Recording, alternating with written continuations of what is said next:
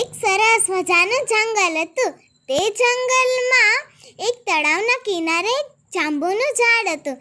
તે ઝાડ પર એક વાંદરો રહેતો હતો. તે વાંદરો એક ડાળી પરથી બીજી ડાળીએ કૂદકા મારતો હતો અને તેને જ્યારે ભૂખ લાગે ત્યારે તે જાંબુ ખાતો હતો. અને તેને જ્યારે તરસ લાગે ત્યારે તે જ નદીનું પાણી પીતો હતો. અને તે ઝાડ સાથે ખૂબ જ મસ્તી કરતો હતો. તે જ પાણીની ઊંડાઈમાં એક મગર અને મગરી રહેતા હતા. મગરભાઈ રોજ ખોરાકની શોધમાં નદી કિનારે આવતા અને વાંદરો પણ ત્યાં નદી કિનારે પાણી પીવા આવતો હતો. વાંદરો અને મગરભાઈ ખૂબ જ વાતો કરતા હતા અને વાંદરાભાઈ મગરભાઈને થોડા જાંબુ ખાવા માટે આપતા અને મગરભાઈને તે જાંબુ ખૂબ જ ભાવતા હતા.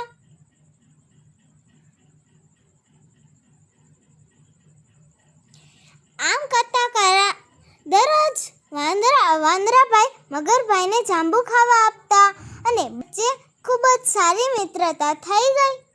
એક દિવસ મગરને વિચાર આવ્યો કે હું થોડા જાંબુ મગરી માટે પણ લઈ જાઉં.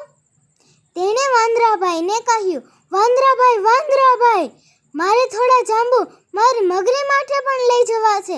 કેમ તમે મને થોડા જાંબુ મારી મગરી માટે આપશો? હા, ચોક્કસ આપીશ. હમણાં ઝાડ પર જઈને હું જાંબુ લઈ આવું છું. એમ કહી વાંદરો ઝાડ પર ચડી અને જાંબુ લેવા માટે જાય છે. જાંબુ લઈને તે મગરને આપે છે. મગરભાઈ જાંબુ લઈને ખૂબ ખુશ થાય છે અને કહે છે કે મિત્ર, તારો ખૂબ ખૂબ આભાર છે. તેને વાંદરા કહે છે કે એમાં આભાર છે ને, તું તો મારો મિત્ર છે, મારી તો તને જાંબુ દેવાની ફરજ છે. ચાલો હું હવે જાઉં છું, મારે જાંબુ મગરીને પણ દેવા છે. એમ કહી મગર ત્યાંથી ચાલતો થાય છે અને મગરી પાસે આવે છે અને તેમને જાંબુ ખાવા માટે આવે છે અને મગરી જાંબુ ખાય છે.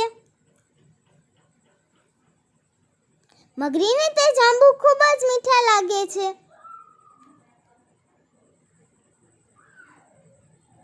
તે વિચારે છે કે તે આ જાંબુ તો વાંદરાભાઈ ખાય છે, તેનું કાળજું કેટલું મીઠું હશે.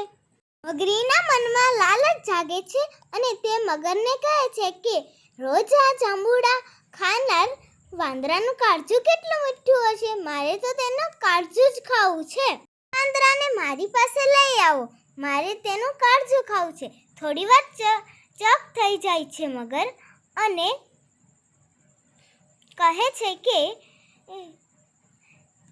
મગરભાઈ મગરીને સમજાવતા કહે છે કે હવે તે કંઈ થાય મારાથી, મારી અને વાંદરાભાઈની તો ખાડ મિત્રતા છે, હું એને દગો ના આપી શકું. મગરી ગુસ્સે થાય છે અને કહે છે કે તને તારો મિત્ર વાલો છે કે હું વાલી છું? તું વાંદરાને અહીં નહીં લાવ તો હું મારો જીવ આપી દઈશ. એમ કહી મગરી તો રડવા લાગે છે. મગરભાઈ તો મૂંઝવણમાં આવી જાય છે અને મગરીને કહે છે કે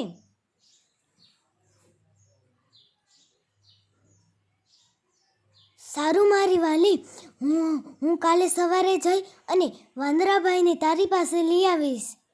ત્યારે મગરી તો રાજી થાય છે. પછી બીજે દિવસે મગરભાઈ વાંદરાભાઈને લેવા માટે નીકળી જાય છે.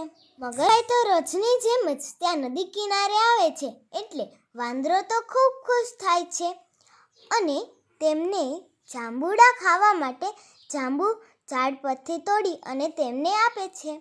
મગરભાઈ તો તે જાંબુ ખૂબ ખાય છે અને તે ધીરેથી વાંદરાભાઈને કહે છે કે વાંદરાભાઈ, શું તમે મારા ઘરે આવશો જમવા માટે? મારી પત્નીએ ખુશ થઈને તમને જમવા માટે બોલાવ્યા છે મારા ઘેર. શું તમે આવશો? વાંદરાભાઈ તો ખૂબ ખુશ થાય છે અને તેને મગરભાઈને કહે છે કે મગરભાઈ, મને તો તરતા જ નથી આવડતું, હું કેવી રીતના તમારી સાથે આવી શકું?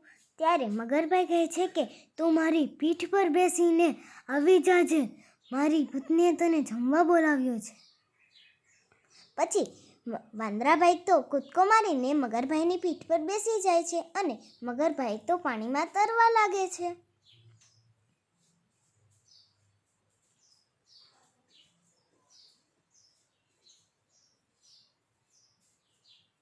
વાંદરાભાઈ તો ખૂબ અરખાય છે અને કહે છે કે આજ તો મને સારું.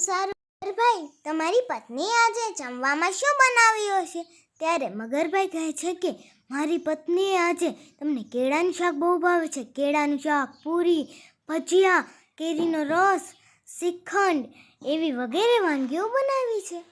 વાંદરાભાઈ તો ખૂબ જ ખુશ થાય છે અને મગરભાઈને વહાલ કરવા લાગે છે. ભૂલથી મગરભાઈથી કહેવાઈ જાય છે કે સાચું કહું મિત્ર, તો મારી પત્નીએ તારું કાળજું ખાવા માટે મને કહ્યું છે, એટલે હું તને ત્યાં લઈને જાઉં છું. વાંદરાભાઈને તો ચક્કર આવવા લાગે છે અને થોડી વાર સ્વચ્છ થયા પછી વાંદરાભાઈ વિચારે છે કે મેં તો જેને સાચો મિત્ર માન્યો હતો તે તો દગાખોર નીકળ્યો, મારે આનાથી બચવું કેમ? ત્યારે તે વિચારે છે કે મારે મગરીથી બચવું કેમ, અને હું એટલો મોટો કૂદકો પણ નહીં મારી શકું કે જેથી કિનારે પહોંચી જાઉં.